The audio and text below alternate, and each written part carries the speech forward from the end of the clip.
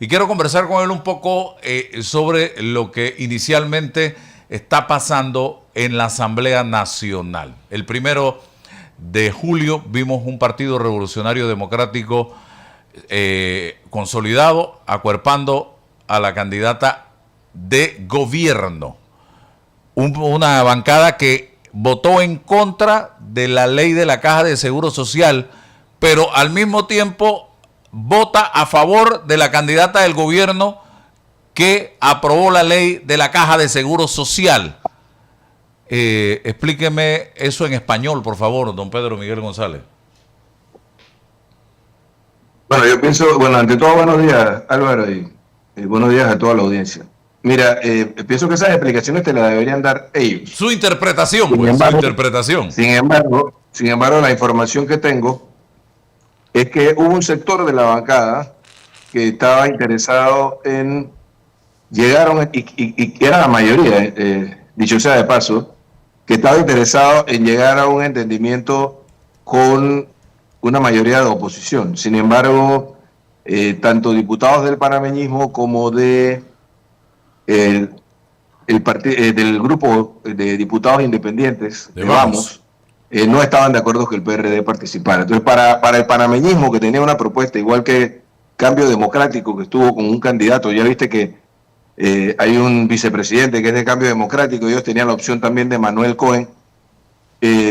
Para ese grupo, algunos de ellos era mucho más valioso contar con el apoyo de Vamos, que es un grupo más numeroso que el del PRD. Así que quizás por una razón, y es lo que me han explicado algunos de los diputados del PRD, de supervivencia, puesto que como el PRD estuvo durante los 5 años anteriores a este gobierno con el control de la Asamblea Nacional, hay muchos espacios de compañeros y compañeras del partido en la estructura de la Asamblea Nacional y hay que decirlo de esta manera diáfana, clara, tanto los diputados de Vamos como otros diputados que ahora forman parte de la mayoría tienen en la mira esos espacios para sus atláteres. Es decir, en buena medida, el no querer que el PRD acuerpara y fortaleciera la mayoría de oposición se debía a que tienen en la mira ocupar esos espacios de compañeros y compañeras del PRD en este momento.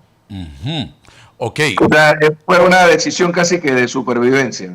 Entiendo. Ahora, siempre como se ha sabido desde que algún sector del partido tiene el control de la dirección política del partido, prevalecen por encima de los intereses del partido los intereses de la bancada de diputados, y es lo que es cuestionado dentro del partido, puesto que en efecto el PRD tiene que proyectarse como una alternativa distinta a lo que tenemos.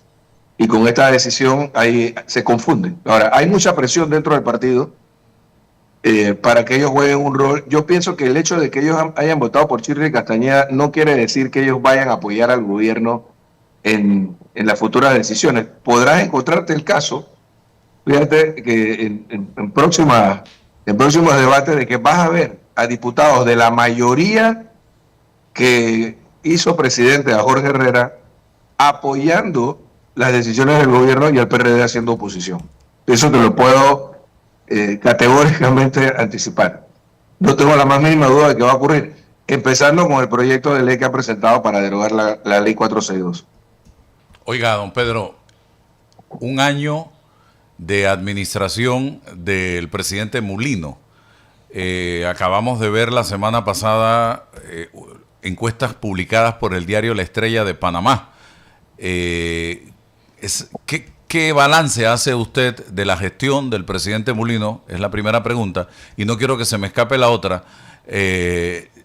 Ya acaba de ser imputado por 3 casos el miembro del PRD, Bernardo Meneses. También se le confirmó su detención y se rumora por los corrillos que vienen otros casos contra miembros de la pasada administración que usted, y lo recuerdo claramente, cuestionó severamente por muchas situaciones que se dieron a lo interno del gobierno del presidente Laurentino Cortizo. Adelante. Sí, bueno, mira, este gobierno, para responderte a la primera pregunta, es un gobierno muy débil desde el punto de vista político. Empezó con posibilidades de generar consensos. Veíamos a un José Raúl Mulino quizás queriendo pasar la página de lo que fue su vinculación al gobierno más corrupto de la historia, que es el gobierno de Ricardo Martinelli. Una manera de reivindicarse con amplios sectores de la sociedad, pero él se fue a un extremo en el que, definiendo un gobierno de corte empresarial, se ha olvidado del interés nacional. En nuestra relación con Estados Unidos ha sido desastroso. Se dejaron intimidar muy rápidamente por el discurso falso del señor Donald Trump y su equipo. Cada vez que llega aquí un funcionario de Estados Unidos, hay estrés en muchos panameños porque pensamos qué nueva concesión le va a hacer, qué nuevo retroceso va a haber en nuestra relación con Estados Unidos, algo que nos ha costado tanto sacrificio, tanta lucha. Entonces, es vergonzoso porque tú ves la postura digna de la presidenta de México, ves la postura digna del anterior primer ministro de Canadá, Justin Trudeau, o el actual primer ministro, en la oficina oval con el propio Donald Trump poniéndolo en su lugar. Ves a los europeos también defendiendo a Dinamarca con el tema de Groenlandia, y entonces ves acá en Panamá la colonia, ¿no? La mentalidad colonial.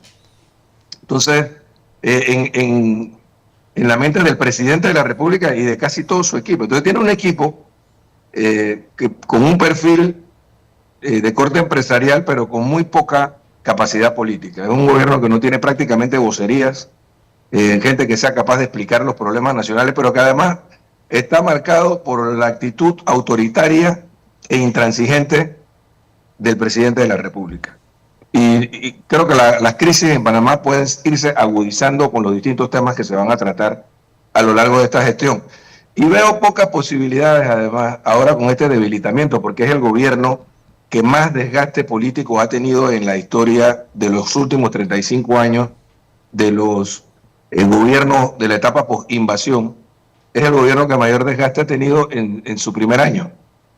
De modo que, por ejemplo, la idea de hacer una reforma del Estado, de impulsar una constituyente para cambiar la Constitución, van a ir quedando postergadas porque hay que recordarlo, una constituyente representa el paso, en primer lugar, por una elección y posteriormente la aprobación del pueblo panameño, aquello que aprueben en la Asamblea Constituyente. Entonces, con un gobierno como este, con un liderazgo tan débil como este, desde el punto de vista político, con tan poco respaldo en la ciudadanía, es virtualmente imposible hacerlo. Y si lo hacen, sería una trampa para ellos mismos, porque no habría forma de que este gobierno gane una mayoría en esa constituyente. Las fuerzas que lo respaldan, si se convocara a un ejercicio constituyente en Panamá, entonces otras fuerzas tendrían sin duda la mayoría para poder determinar cómo sería la estructura constitucional y la estructura estatal, en lo que posteriormente habría que hacer con la reforma del Estado.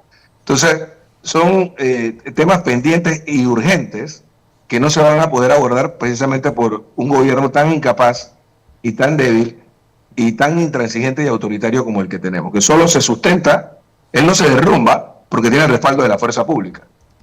Pero si en Panamá, por ejemplo, fuese constitucional o legal la revocatoria del mandato, no tenga la más mínima duda de que a José Raúl Mulino se le revocaría el mandato en tanto la Constitución lo permitiera. Pero bueno, esa es mi posición. Creo que el gobierno va a estar muy limitado para poder llevar adelante o impulsar el despegue económico. Porque además no tienen estrategia. Mira, después del gobierno de Martín Torrijos, que impulsó una reforma fiscal, que también pasó el trago amargo de una reforma a la ley orgánica de la Caja de Seguro Social, con muchos traumas, pero que le dio oxígeno a nuestro sistema de pensiones por 20 años más. Y después del proyecto de ampliación del canal, que esas tres decisiones fueron las que hicieron despegar a Panamá como nunca, no ha habido ningún gobierno, ni Ricardo Martinelli, ni Juan Carlos Varela, ni el gobierno pasado, ni el actual, que le planteen al país una estrategia económica para generar empleo, para el crecimiento económico, para lo que ellos prometieron en campaña, que fue por lo que mucha gente votó por ellos. Entonces, en ese sentido creo que es un gobierno ya a estas alturas fracasado. En el caso de Bernardo Meneses, debo decir lo siguiente. Mira, está ocurriendo con el Ministerio Público lo mismo que se pensó que iba a ocurrir. Al poner el presidente de la República, su abogado personal, al que lo sacó de la cárcel, como Procurador General de la Nación, todo indicaba que tendríamos nuevamente un Ministerio Público subordinado a dictámenes políticos. Y es lo que está ocurriendo. Bernardo Meneses ha sido investigado preliminarmente por casi 2 años con todo este escándalo de los auxilios económicos, un tema en el que yo no quisiera profundizar porque realmente es un poco penoso, ¿no? Pero lo cierto del caso es que en 2 ocasiones anteriores Bernardo Meneses instó al sistema judicial y provocó en 2 ocasiones la convocatoria a audiencias para forzar su imputación. Porque se le estaba investigando sin capacidad. Si tú no eres imputado, no tienes capacidad de defenderte. Tú eres vinculado al proceso formalmente cuando se te imputa. Entonces, como a él no se le ha imputado, el Ministerio Público estaba haciendo una investigación por casi 2 años sin que tuviese capacidad para defenderse. Y en 2 ocasiones el Ministerio Público presentó amparos para evitar la audiencia de imputación, porque no tenían los elementos. Convocan a una audiencia y el día antes de la audiencia montan todo este show. A las 3 de la mañana en su casa. ¿En qué momento Bernardo Meneses evadió el proceso? Un show. Lo mismo que hicieron la semana anterior con el alcalde Soriano de Pocrí. Y no es que yo diga que son culpables o inocentes ninguno de los dos. Es que uno es el alcalde del partido panameñista en Pocrí y el otro es un dirigente del PRD que ocupó un cargo importante en el gobierno pasado. Entonces a ellos dos le montan un show para decir que el Ministerio Público está persiguiendo la corrupción de lo que ocurrió en administraciones anteriores. ¿Qué diferencia hay, Álvaro, y ustedes que me escuchan y me ven, entre esta actuación del Ministerio Público, este show violatorio además del debido proceso, y la fiscal que está a cargo del caso en esto? Escuché hace un par de días una entrevista de ella en la que incluso brindaba públicamente elementos que están dentro de una investigación que es reservada. O sea, no en la audiencia, sino ante los medios de comunicación, justificando el por qué solicitar la detención provisional de Bernardo Meneses. Entonces, ¿ves qué diferencia, te pregunto, hay entre esto que tú ves que está ocurriendo con el Ministerio Público actuando políticamente y lo que veíamos con Ricardo Martinelli o con Juan Carlos Varela? Ninguna. O sea, todo de lo que se quejó cuando fue procesado y estuvo detenido por 6 meses con el tema de los radares, el actual presidente de la República, es lo que él está haciendo. ¿Qué tiene que pasar? ¿Qué tiene que pasar, Entonces, don Pedro, para que cuando se procesa o se persigue judicialmente, mire el término, no políticamente, a un exfuncionario de un gobierno, no se use el discurso de persecución política o de show político de quien lo está haciendo? Porque lo hemos visto cuando Varela, cuando Cortizo, y ahora volvemos a escuchar el mismo planteamiento con José Raúl Mulino. ¿Qué tiene que pasar? ¿Cómo tienen que hacerse las cosas entonces? Es que yo creo que las actuaciones hablan por sí mismas. O sea, si un Contralor General de la República audita a la Asamblea Nacional, por ejemplo, por tocarte otro tema, ¿no? Similar, que va en la misma dirección, porque todos queremos que se haga justicia, ¿no?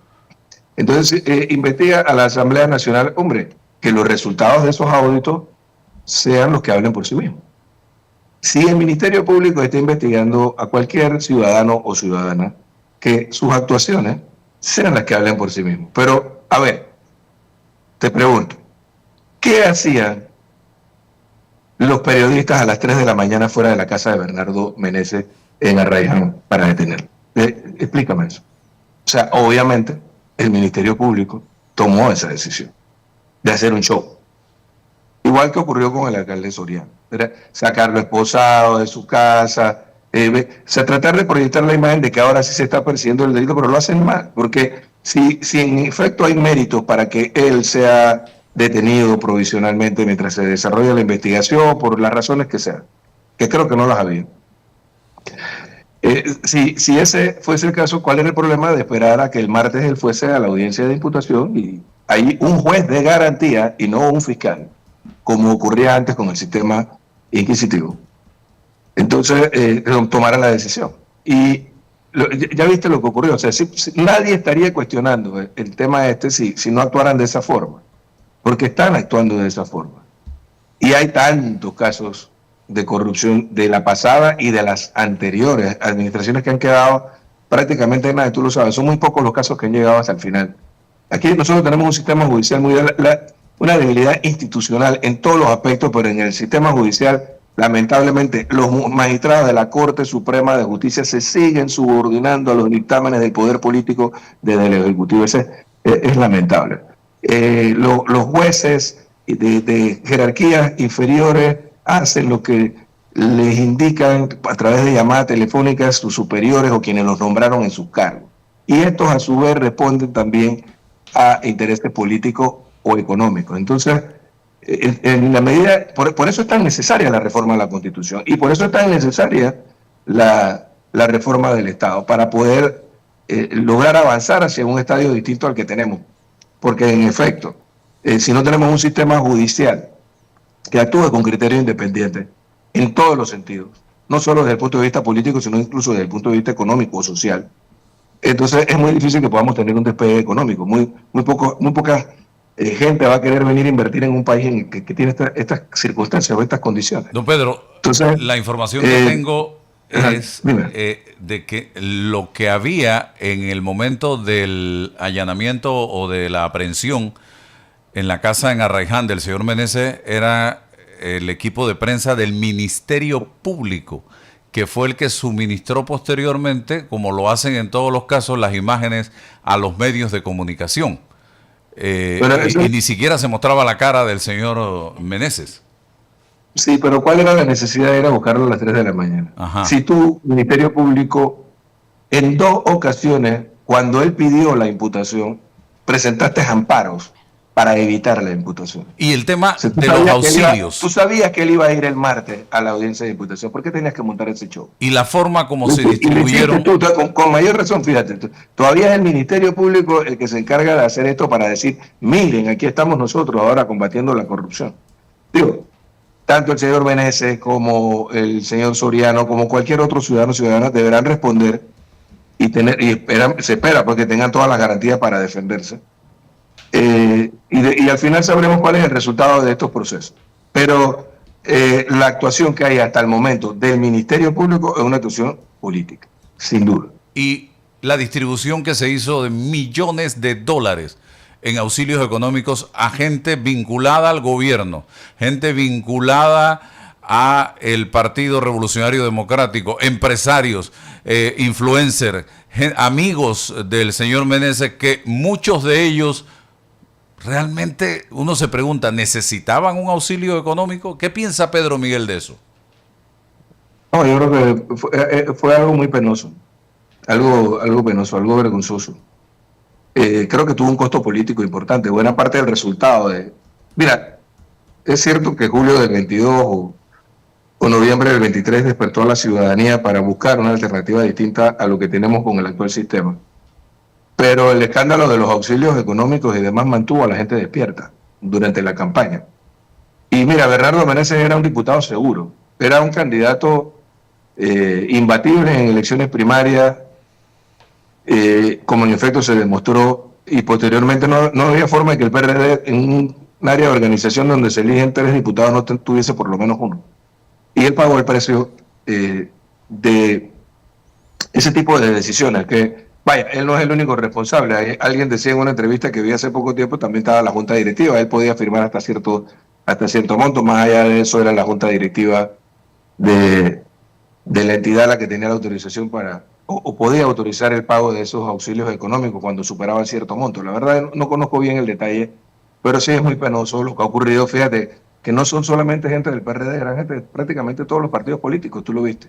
Y que además no solamente ocurrió durante el gobierno de Cortizo, sino durante los gobiernos anteriores, durante el gobierno de Martinelli, durante el gobierno de Varela. Yo pienso que es un abuso, porque hay tanta gente humilde. Panamá, yo soy de un área de pobreza y de extrema pobreza, donde cuánto nos ha costado a nosotros conseguirle una beca de $1,000 o $1,000 y tantos dólares por año a un estudiante para que estudie en la capital alguna carrera. y poder ayudar a subsidiar a su familia para que puedan sacar adelante, y de repente ves estos montos con personas que tienen empresas, que tienen toda la capacidad económica para resolver la educación de sus hijos, y bueno, lamentablemente se dio esto, y creo que obliga a que se haga una ley que impida que esto ocurra. Tanto los familiares de funcionarios públicos, de diputados o funcionarios de elección popular, y también funcionarios de cierta jerarquía dentro del gobierno, para que puedan acceder a este tipo de recursos. La Asamblea Nacional pudiera legislar en ese sentido, para que esto no vuelva a ocurrir, porque fue lamentable. Pero ok, lo que habría que ver en el caso particular del señor Meneses es si su actuación transgredió o no transgredió la ley, ¿no? Lo que estaba vigente. Y se habla de otros casos en los que hay altos funcionarios de la pasada administración involucrados y que están siendo investigados por el Ministerio Público en estos momentos, señor Pedro Miguel González. ¿Se trata también de persecución? No. Yo no sabría, fíjate que yo en ningún momento he dicho que hay persecución política porque se esté procesando al señor Meneses o porque al alcalde Soriano lo estén procesando, para nada. O sea, no digo que eso representa persecución política. La forma en que el Ministerio Público se está manejando o administrando me indica que vienen por el mismo camino histórico del Ministerio Público, politizado y controlado desde afuera. Eso es lo que estoy percibiendo de las actuaciones del Ministerio Público en este momento. Pero el hecho de que se investiga todo el que haya que investigar. Y como lo dice el viejo refrán, el que no la vea, que no la tema. Okay. Esto, en circunstancias en las que hay un sistema judicial independiente que actúa de manera objetiva en sus investigaciones, nadie debería temer. El problema es cuando se utiliza el poder judicial con fines de carácter político. Habría que ver también qué está ocurriendo ya pasó un año de esta administración, creo que también es una administración, la actual, con el tema de la crisis económica y lo que se está viviendo, que tiene ya de por sí en el primer año de gobierno una gran cantidad, habría que ver qué porcentaje de las contrataciones que se han hecho con el criterio de no convocar un acto público y hacer contrataciones directas. Habría que ver qué ocurre con esta administración. Y pienso que en el caso del Contralor me parece muy bien que audite a quien tenga que auditar, pero valdría la pena que audite las instituciones que ya tienen un año en ejercicio con este gobierno, y creo que eso le daría más credibilidad. Usted lo escuché decir que la candidata de José Raúl Mulino para la presidencia de la Asamblea no era precisamente Shirley Castañeda. ¿En qué sustenta eso, don Pedro Miguel González? Bueno, sabes que ocupé una curula en la Asamblea durante varios periodos constitucionales. Fui también presidente de la Asamblea, además dirigente del más grande partido político que ha habido en la historia de este país. Entonces los diputados me llaman, ¿no? Me llaman, me consultan, me preguntan. Y yo estuve en contacto desde el día domingo, en la tarde, hasta la mañana del día martes, 1 de julio, del domingo 29, con diputados de varias bancadas. Y entonces podía casi que ver en tiempo real qué era lo que estaba ocurriendo. Por ejemplo, el que, fíjate, de los chicos que se atrincheraron en el Hotel Soloy, de donde surgió la candidatura de Jorge Herrera, que tuve mucha comunicación, ellos planteaban desde el principio, bueno, es que tenemos a Jorge Herrera y a Manuel Cohen como las mejores principales alternativas en San Felipe, pero también tenemos a Eduardo Vázquez del Cambio Democrático y a la diputada Coa, que del panameñismo aspirando. Los de Vamos tienen su propuesta, pero ellos pueden ceder, principalmente si es Eduardo Vázquez, me imagino que por su juventud y porque está en su primer periodo, o menos desgaste político. Pero bueno, fui monitoreándolo hasta el momento que en la televisión pude ver que golpeaban en la mesa 37 diputados y aquí no hay nada que hacer. O sea, eso yo pude verlo desde las 10, 11 de la mañana, mucho antes de que ocurriera, porque diputados de bancada, por ejemplo, de la bancada, me decían, somos 42, y si te pones a hacer matemáticas, 37, bueno, habían 5 diputados de la entre la bancada mixta Tambaleando. y del propio Cambio Democrático, que terminaron votando con Shirley Castañeda, que estaban en el Hotel Soloy, pendientes de ver si el candidato a presidente era Manuel Cohen. Probablemente los del Cambio Democrático todos habrían votado por Manuel Cohen, pero viste que 3 de Cambio Democrático se quedaron con Chile. O sea, al final el presidente se dio cuenta del error que había cometido, dejando a su partido en minoría dentro de la Asamblea, trató de recoger velas, trató de ver cómo él podía imponer a Shirley después que Shirley fue a comprometerse con él, porque viste que la citó a la presidencia. No fue que Shirley llamó al presidente, ella recibió una llamada del presidente y se fue a San Felipe. Y después de la reunión de Shirley con el presidente es que comenzaron ellos a apretar las tuercas durante 5 horas para ver cómo esos diputados que eran de la mayoría legislativa anterior regresaban al redil, pero regresaron solo hasta sumar 34, es decir, regresaron 7 de los que se habían ido hacia allá vamos a hacer la matemática, 12 del PRD, 15 de realizando metas, sumaban 27, 7 se regresaron y sumaron los 34, pero se quedaron los 37. Y creo que fue positivo, fíjate, el ejercicio ese de presión del Ejecutivo, porque si hubiese ganado Jorge Herrera con los votos de estos diputados que estaban ahí en el Soloy, que son afines al gobierno actual, entonces habría quedado totalmente en evidencia la mano del Ejecutivo en la operación. Y tendrías entonces un liderazgo en la Asamblea Nacional mucho menos independiente y más plegado a los intereses de la actual administración. Con lo que ocurrió, el forcejeo que se dio durante esas 5 horas decantó esa mayoría y ahora debieran esos 37 diputados jugar el rol que les corresponde en una democracia en la que el órgano ejecutivo no tiene mayoría en la Asamblea Nacional. Y el presidente de la República tendrá que entenderlo si ellos se caracterizan para poder generar consenso. Ellos son los que pueden obligar a José Raúl Mulino a cambiar el rumbo de su administración, que sería para bien del país y que sería para bien del propio José Raúl Mulino. Nadie quiere que a un gobierno le vaya mal. Lamentablemente, con la actitud que tiene el presidente de la República, si él lo entiende, por la buena, creo que la Asamblea Nacional tiene la posibilidad de hacerlo. De poder hacer el balance, el contrapeso en que hay una democracia para poder ajustar las cosas. Y abrir los espacios, por ejemplo, para el consenso nacional. Pero es vergonzoso lo que ocurrió con Francisco Smith. O sea, la presidenta de la Asamblea lo cita, lo traen a la Asamblea, llegan a un entendimiento para reformar la ley 462, resolver el problema de los bananeros, y ese Ministerio Público que hace un rato decía que actúa políticamente por presiones del órgano ejecutivo termina deteniendo a Francisco Smith, enardeciendo todavía los ánimos aún más en Bocas del Toro, sumado a lo que ocurrió provocado por la propia policía. No sé si lo viste, Álvaro, si no lo has visto yo te mando los videos de los policías retirando de las comunidades el arroz, la comida, el mismo día en el que en la tarde, en la noche se dieron posteriormente los actos vandálicos. No sé si has visto los videos de agentes de la fuerza pública custodiando, merodeando a los vándalos.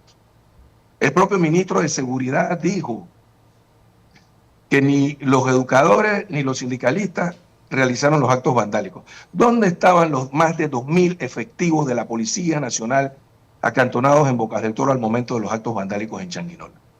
Obviamente, Álvaro, no hay que ser un genio para deducirlo. Ellos provocaron la situación para tener la excusa perfecta de establecer el estado de urgencia y suspender las garantías constitucionales en Bocas del Toro. Ese es el estilo de gobierno al que la Asamblea Nacional pudiera ponerle freno. Y tenemos esa posibilidad. Digo, además de todas las leyes, el paquete de leyes que le negaron durante el primer año a la bancada de Vamos, que he visto que ahora muy diligentemente ellos están presentando todos estos proyectos de ley, y si controlan la Comisión de Gobierno, y si controlan la Comisión de Credenciales, y si controlan otras comisiones importantes de la Asamblea Nacional, entonces podremos ver cómo se hace un balance si es que ellos priorizan el interés nacional y no el interés individual. Porque un riesgo que tenemos, Álvaro, y lo que me escucha, es que, como ya lo viste con algunos de ellos, de los de Vamos, con la ley 462, que se plegaron al gobierno, que ellos le den más importancia a su interés de reelegirse y piensen que para reelegirse ellos necesitan proyectos en su circuito y apoyos económicos y la misma historia de siempre del clientelismo y el electoralismo, entonces se desvanecería esa posibilidad. Pero si ellos se mantienen firmes con un liderazgo, el señor Herrera, y con diputados de mucha experiencia y dirigentes de mucha experiencia dentro de su partido, se mantienen firmes, junto con los diputados de Vamos y de los que le hacen mayoría, que puede, incluso Álvaro, en muchas de las votaciones en la Asamblea Nacional, si el PRD, como en efecto creo que están obligados a hacerlo, le hace oposición al gobierno de José Raúl Mulino, tendríamos todavía una mayoría mucho más robusta de oposición en este periodo. Entonces, creo que es positivo lo que está ocurriendo en la Asamblea Nacional. Al final, ese ejercicio que se hizo sin quererlo, resultó bien para la democracia panameña siempre y cuando este liderazgo comprenda el papel que debe jugar. Un minuto, Pedro, para terminar, se me acabó el tiempo. Si después de ver las encuestas, después de ver lo que está pasando en la Asamblea, en el país, usted, ¿qué opina? ¿Qué le indica su olfato político si el presidente no hace los ajustes que tiene que hacer y no hace un cambio, un golpe de timón, un cambio de rumbo en el país? Bueno, con lo que nosotros vimos en julio del 23, a pesar del debilitamiento del movimiento sindical y del movimiento gremial, producto de esta coyuntura, así como ocurrió en julio del 22 o noviembre del 23, si el presidente de la República continúa por el mismo camino con estas imposiciones, es posible que tengamos una crisis todavía mucho más aguda. Es más, pudiera pensarse en que se tambalee el gobierno de tal manera que la gente ya no pida la derogatoria de una ley o la aprobación de una ley o el no impulso del proyecto minero, sino que la gente pida la renuncia del presidente de la República. Como lo has visto en crisis muy agudas en Perú y en otros países de Sudamérica, con el agravante de que aquí en Panamá, en estas circunstancias tan sui generis que tenemos, ni siquiera hay la figura del vicepresidente de la República en quien descansar. Entonces, si esto sigue por aquí y la Asamblea no juega su papel, esto se puede deteriorar de tal manera de que quizás el sueño de muchos de una Asamblea Constituyente se haga realidad, porque es que las asambleas constituyentes no se convocan por convocarlas. Las asambleas constituyentes se convocan desde el poder cuando llega un gobierno recién instalado con mucha fortaleza. Y no necesariamente eso tiene que estar indicado en la Constitución. El aval de la elección y el respaldo ciudadano le da fortaleza. Pero pudiéramos terminar aquí en una situación de crisis que el gobierno pueda colapsar. Wow. O quizás la convocatoria a nuevas elecciones antes del 29. Todas estas cosas pudieran ocurrir, pero digo, no tenemos una bola de cristal para poder anticiparlo.